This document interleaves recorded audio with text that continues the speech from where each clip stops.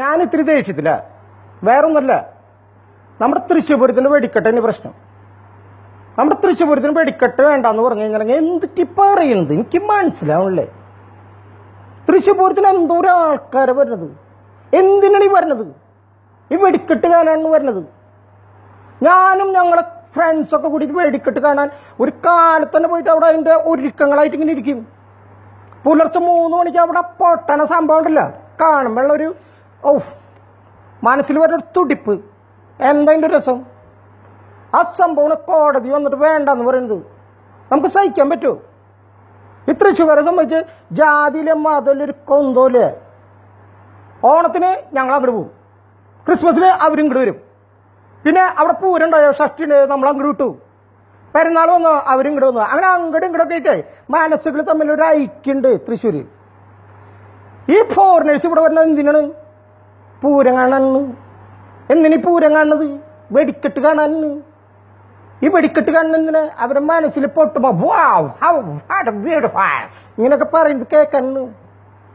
അവരുടെ നാട്ടിലുണ്ട് അതൊക്കെ. ഈ ഇലക്ട്രിക് പരിപാടി ഒന്നുകൊണ്ട് എനിക്കറിയില്ല കേട്ടോ. പക്ഷെ നമ്മുടെ ഈ സംഭവം കണ്ടു കഴിഞ്ഞപ്പോ അവർക്ക് അതൊരു കുന്തല്ലേ.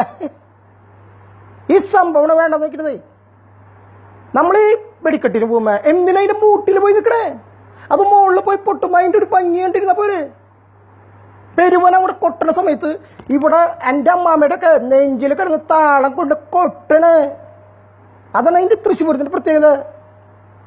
അതിലെ മെയിൻ സംഭവമായി വെടിക്കെട്ട് വേണ്ടെന്ന്. നിങ്ങൾക്കൊന്നും പറയാല്ലേ ഇഷ്ടേ? എന്തെങ്കിലും പറയിഷ്ടേ?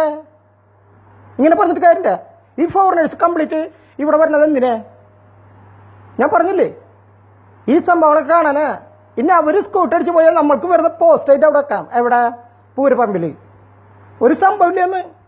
ഇനിയിപ്പോ എന്റെ അടുത്ത സംശയം എന്തിട്ടെന്നറിയോ? ഇനി അടുത്ത കോടതിയുടെ ഉത്തരവ്, ആനപ്രേമികൾക്ക് വേണ്ടി ഇനി ആന വേണ്ട, അതിന്റെ പകരം ഒരു കാര്യം ചെയ്യും, 101 പൊക്കളിനെ അങ്ങനെ നിരത്തി വെച്ചിട്ട് അതിൽ ലൈറ്റ് ഇട്ടിട്ട് അവിടെ ഒരു ഷൈറം പൊന്തിക്കുന്നവരെ ഇവിടെ ആനകൾ കംപ്ലീറ്റ്, ആനകളല്ല അതിന്റെ പകരമുള്ള പൊക്കളിയും കംപ്ലീറ്റ് ചെയ്തിട്ട് എന്ന് പറഞ്ഞ് കാണിക്കുക. അങ്ങനെ ഒരു സിസ്റ്റം മതി ഇനി പറയാവോ കോടതി. അതും കൂടി പൂർത്തീകരിച്ചു. അന്ന് ഞാൻ കിടക്കേണ്ട ഒരു പ്രതിഷേധം ഇറങ്ങി പറ്റില്ല. എനിക്ക് ഈ കാര്യങ്ങളൊക്കെ വ്യക്തമായിട്ട് പറയണം. നിങ്ങൾക്കൊന്നും പറയല്ലേ? നിങ്ങളുടെ മനസ്സിലെങ്ങനെ പറ്റണേ? ഞങ്ങൾക്ക് തൃശ്ശൂർക്കാർക്ക് പറ്റില്ല കേട്ടാ. നിങ്ങളെല്ലാവരും പ്രതികരിക്കണം.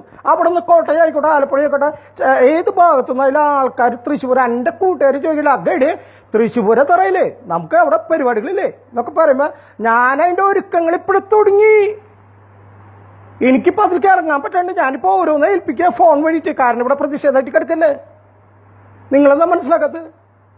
പ്രതികരിക്കട്ടെ, തമാശല്ലേ. വെടിക്കെട്ട് തന്നെയാണ്, അതിലൊരു മാറ്റില്ല.